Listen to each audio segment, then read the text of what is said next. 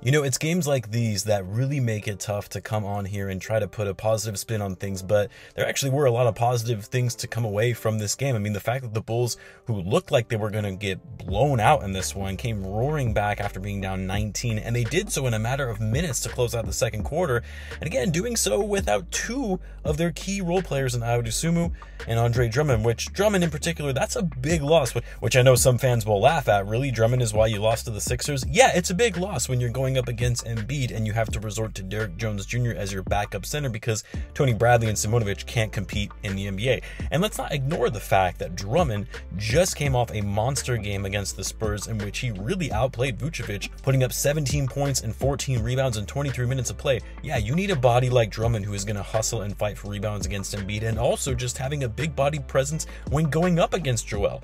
And my God, it pisses me off that this extends Embiid's winning streak over the Bulls. I believe it's 12-0 now.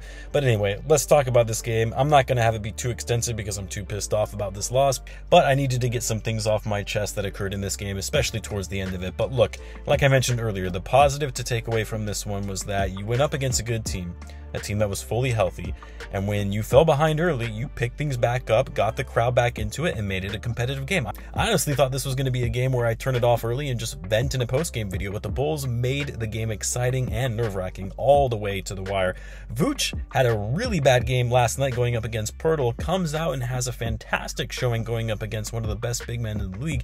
He more or less outplayed Embiid tonight, at least when it came to cleaning the glass. Sure, he had 4 turnovers, was a little soft at times when going up for a putback that made you want to cringe, but he put up 23 points, 19 rebounds, 5 for 7 from 3. That's right, 5 threes in this game from Vucevic. Haven't seen that from him, especially with how poor his shooting has been recently, and 8 for 14 from the field overall. Need to see this kind of Vooch going forward. He didn't have the best first half though, which brings me to the other issue that I'm starting to get concerned about with this Bulls team.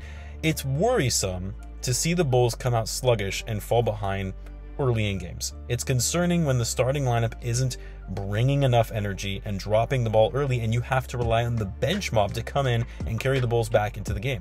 That should not happen. The depth of the Bulls bench should be a strength against other teams where the Bulls pull away and start taking big leads against other teams' second units because the starting lineup has done their job. We shouldn't have to rely on the bench to bring the Bulls back into the game. You've seen that multiple times in just 7 games so far this season. The other thing that bothered me about tonight was everything that happened down the stretch. And what I'm referring to is the ridiculous calls or no calls on some of the Bulls' final possessions, or the ticky-tack fouls they were giving to Harden and Embiid in the final minutes. And then the other piece, Zach LaVine and his shot selection and just missing clutch shots in the final 2 minutes. I'll start with the bad officiating because I don't like to complain about officiating that much. I always say you should be able to win regardless if the calls aren't going your way. And that's true to an extent, but not when you have Harden intentionally hooking Patrick Williams when the shot clock is winding down and he has no other shot to take, so he pulls that nonsense. That should be an offensive foul. And then also the foul they gave to Embiid, I believe it was on Vucevic for a screen in which Embiid did some good acting, making it look like a harder screen than it actually was. 4 free throws, 4 points that go to the Sixers. That should have been non-calls or offensive fouls. Then, on that final possession, well, it wasn't the final one, but the last possession where the Bulls had a chance in which they were down by 3, 18 seconds left to go, DeMar drives to the hoop, gets Embiid and PJ Tucker up in the air right by the rim, gets hammered both in the body and the arm, almost makes the basket, mind you, but it rims out, and the refs choke on the whistle. Now, the Bulls got lucky in Caruso getting that steal to get the ball back, and he almost hit an insane 3 to tie the game, but it rims out. What can you do? Zach LaVine, on the other hand, because Caruso isn't getting max money, that deserves a little more criticism, because you had more than one shot down the stretch that LaVine point-blank missed on good looks, and there were a couple shots that just weren't the right ones to take in that moment. And I'm not talking about the final Hail Mary 3 at the end of the game. By then, it was already over by that point with the Sixers being up 5. No, I'm mainly talking about the ill-advised shot when the game was tied 109-109 with less than 40 seconds to go, and you had Vucevic sitting in the corner for an open 3, a guy who was 5 for 7 from 3 on the night. That shot really cost the Bulls the game because it enabled the Sixers to set up for their next possession with plenty of time on the clock to kill, and Embiid sinks the 3. And you know the rest from there. Look, I like Zach LaVine. You guys know ever since starting the channel, I've been critical of the guy, and it's because I have higher expectations from him than other players because he's the best player on the team.